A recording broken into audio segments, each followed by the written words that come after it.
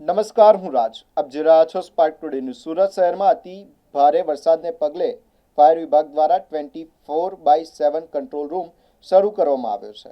વરસાદી પરિસ્થિતિ વચ્ચે વૃક્ષ ધરાશયી થવા, પાણીમાં લોકો ફસાવા, આગ સહિતના વિવિધ બનાવો ઇમરજન્સી કોલ સતત ફાયર કંટ્રોલ રૂમને મળી રહ્યા છે. ફાયર વિભાગના જણાવ્યા અનુસાર 2 દિવસમાં કુલ 57 જેટલા કોલ પ્રાપ્ત થયા છે. સતત વરસાદને કારણે કંટ્રોલ રૂમમાં 24 કલાક ફોનની રિંગ ગુંજી રહી છે. કોલ મળતાની સાથે સંબંધિત ઝોનની ફાયર ટીમોને તાત્કાલિક સ્થળ પર મોકલી રાહત અને બચાવ કામગીરી હાથ ધરવામાં આવી રહી છે. વરસાદી સ્થિતિને ધ્યાનમાં રાખીને ફાયર વિભાગ સંપૂર્ણ સતર્ક છે અને નાગરિકોને જરૂર પડે તાત્કાલિક મદદ માટે કંટ્રોલ રૂમનો સંપર્ક કરવા માટેની અપીલ કરાઈ છે. મારું નામ છે વિજય પટેલ, સબ ફાયર ઓફિસર. અહીંયા ફાયર કંટ્રોલ રૂમની અંદર અત્યારે હાલ કાર્યરત છું અને અહીંયા ફાયર બ્રિગેડની અંદર 26 ફાયર સ્ટેશન છે, 27મો કંટ્રોલ રૂમ છે અને હાલની અંદર 24 કલાક માટે અમારા જવાનોથી મળી અને અધિકારી શ્રીઓ બધા તૈનાત છે.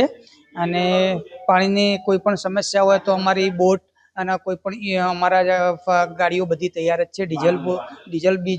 ડીઝલના રીતના પણ બધું કમ્પ્લીટ જ છે. કેટલા ઇમરજન્સી કોલ આવી સવારથી?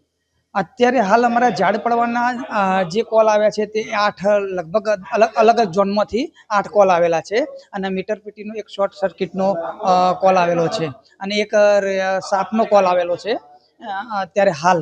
અને સવારે 8 થી 10નો એક વરસાદ સેન્ટ્રલ ઝોનની અંદર થોડો 44 આસપાસ હતો. કેટલા જણને રેસ્ક્યુ કરવામાં આજે તો કોઈ રેસ્ક્યુ કર્યા જ નથી. ગઈકાલે લગભગ 25 લોકોના રેસ્ક્યુ કરેલા છે.